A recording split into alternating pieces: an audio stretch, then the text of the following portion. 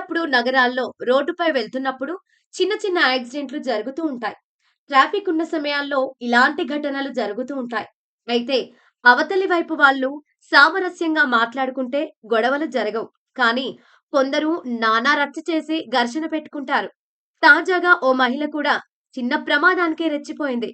Pizza delivery boy చెంప చెల్లుమనిపించిన ఓ మహిళ video నెట్టింట వైరల్ గా మారింది.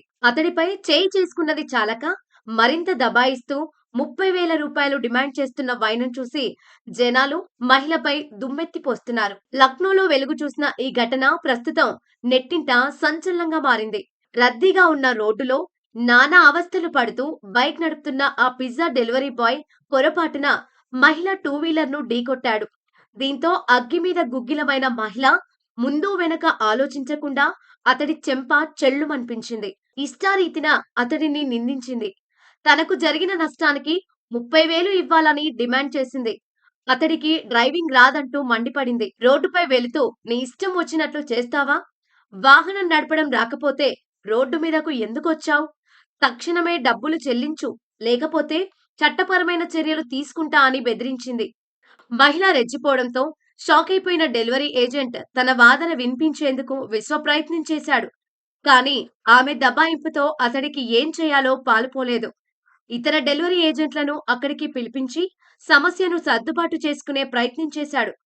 చుట్టుపక్కల వారు కూడా మహిళకు నచ్చచెప్పే ప్రయత్నం చేశారు. అవతలి వారిపై ఇలా చేయి చేసుకొని అవమానించొద్దని అన్నారు. కానీ మహిళ మరింత రెచ్చిపోయింది. ఉచిత సలహాలు ఇవ్వొద్దని చుట్టుపక్కల వారిపై నోరు పారేసుకుంది. తనకు నష్టం కలిగించినందుకు డెలివరీ బాయ్ డబ్బు చెల్లించాల్సిందేనని పేర్కొంది. ఇక ఈ వీడియోకు నెట్టింట పెద్ద ఎత్తున స్పందన వచ్చింది. మహిళ చర్యలను అనేక మంది ఖండించారు. డెలివరీ బాయ్ పై చేయి చేసుకున్నందుకు ఆమెపై ఫిర్యాదు చేయాలని అన్నారు. జరిగింది చిన్న యాక్సిడెంటే అయితే అతడు పేదవాడైనందుకు ఇంత అవమానకరంగా వ్యవహరించాలా?